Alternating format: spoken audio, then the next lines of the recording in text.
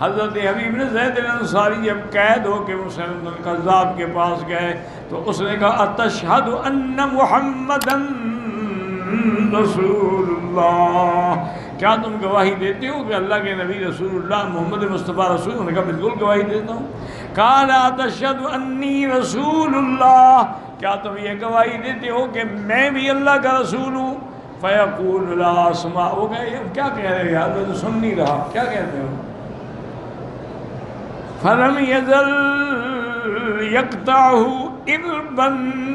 اربا وہو ثابت علی ذلک، تو مسلمہ نے ان کے ایک ایک عضو کو کاٹ ڈالا لیکن وہ ایمان پہ ثابت قدم رہے۔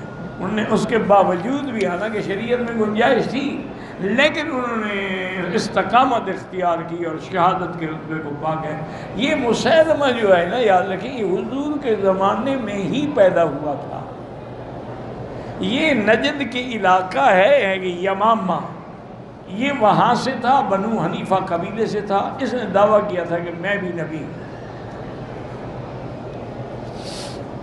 اب اس نے حضور کی خدمت میں پیغام بھی بھیجا تھا کہ یا رسول اللہ صلی اللہ علیہ وسلم، اگر آپ اپنی وفات کے بعد مجھے اپنا خلیفہ منتخب کر لیں زندگی میں تو پھر میں نبوت کا دعویٰ چھوڑ دیتا ہوں اور آپ کے ساتھ مل جاتا ہوں۔ حضور نے فرمایا کیا کہہ رہے ہیں، خلافت تو بڑی چیز ہے، تم اتنی چھوٹی سی لکڑی بھی مجھ سے مانگو میں وہ بھی دینے کے لیے تیار ہوں۔ تو وہ اپنے کفر پہ بالکل شدت سے اڑ گیا۔ قبیلہ بدبخت کا بہت بڑا تھا، حتیٰ کہ جب حضرت اسامہ بن زید کی قیادت میں صحابہ نے حضرت ابو بکر رضی اللہ عنہ کے دور میں اس کے خلاف جہاد کیا، اس وقت بھی اس کے ساتھ 70,000 کا فوج تھی۔ یہ نہ کہا کریں، باطل کے ساتھ بھی لوگ کھڑے ہو جاتے ہیں، جھوٹوں کے ساتھ بھی لوگ کھڑے ہو جاتے ہیں۔ حتیٰ کہ ایک دفعہ اس کو ساتھیوں نے کہا کہ مسیلمہ، اللہ کے نبی محمد مصطفیٰ فرماتے ہیں کہ مجھ پر جبریل آتا ہے، پھر لوگوں کو قرآن سناتے ہیں، تم جو نبی ہو تو تم پر بھی وحی آتی ہے؟ انہوں نے کہا ہاں جی بالکل، مجھ پر بھی وحی آتی ہے۔ انہوں نے کہا اگر تم پر وحی آتی ہے تو تم بھی تو ہمیں سناؤ نا کہ وحی میں کیا آیا۔ انہوں نے کہا ٹھیک ہے ہم بھی سنا دیں گے۔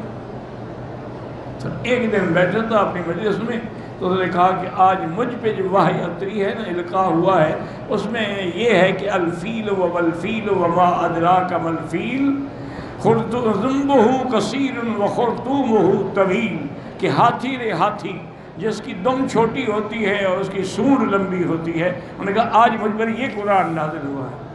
انہوں نے کہا بات سنو، یہ تو ہم آپس میں بیٹھے ہیں، اگر باہر تم نے یہ سنا ہے لوگ جوتے مار مار کے تیرا سر گنجے، یہ قرآن ہے الفیل و ملفیل؟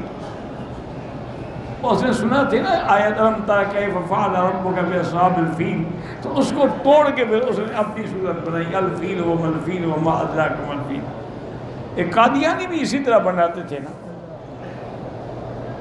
ان کے دو مبشر جو تھے نا قادیانی، مبشر سمجھیں مبلغ سمجھیں کچھ سمجھیں، وہ گئے تھے افغانستان کہ پٹھانوں کو جا کے مرزا صاحب کی دعوت دیں نبوت کی۔ آدمی بڑے سمجھدار تھے، انہوں نے کہا یہ پٹھان لوگ ہیں، بڑے سخت لوگ ہیں، مشکل سے مانیں گے، پہلے یہاں رہ کے اپنا اعتماد قائم کرو۔ وہاں رہ کے اب نمازیں پڑھتے تھے، تہجد پڑھتے، اشراق پڑھتے، اوابین پڑھتے، داڑیاں شریعت کے مطابق، نام بڑے اسلامی۔ تو جب دیکھا کہ یہ اب پٹھان ہمارے موتقد ہو گئے ہیں تو انہوں نے پھر آہستہ آہستہ ایک دن ان کا کوئی جرگہ تھا، اس جرگے میں انہوں نے مرزا صاحب کی نبوت کی دعوت دی کہ مرزا صاحب نبی ہیں اور آپ اس پر ایمان لے آئیں۔ تو اس نے ان میں سے ایک کچھ مولوی صاحب تھے ان کے، اس نے کہا کہ یار یہ کیا کہہ رہے ہو؟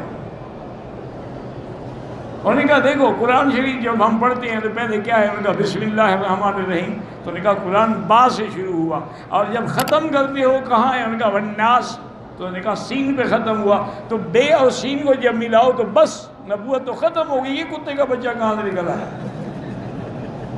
وہ تو پٹھان تھے نا۔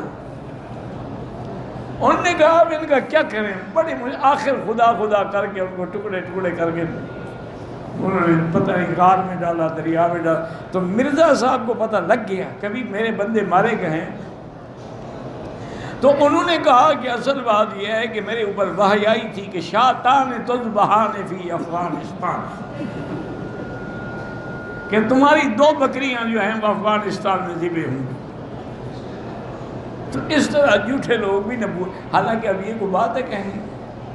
اچھا اب مرزا سے پوچھا کہ بھئی حضور کے فرشتے کا نام تو جبریل تھا، تم پر جو وحی آتی ہے تمہارے فرشتے کا، میرے فرشتے کا نام ہے ٹیچی۔ انہوں نے ٹھیک کہا، انگریزی نبی تھا تو فرشتہ بھی تو انگریزی آئے گا نا، انہوں نے ٹھیک بات کی تھی۔ تو بہرحال یہ ہے، ایسے جھوٹے پیدا ہوتے رہتے ہیں۔ اللہ کی شان ہے کہ مسیلمہ کے ساتھ جب جنگ ہو رہی تھی تو صحابہ کہتے ہیں کہ ہم نے دور سے دیکھا کہ ایک سوار ہے، منہ پہ اس نے ڈاٹا باندھا ہوا ہے اور بڑا ابلک اس کے تحت گھوڑا ہے، اور اس کا گھوڑا ایسے چل نہیں رہا، معلوم ہوتا ہے فضا میں اڑ رہا ہے۔ ہم حیران کھڑے ہیں یہ کون ہے؟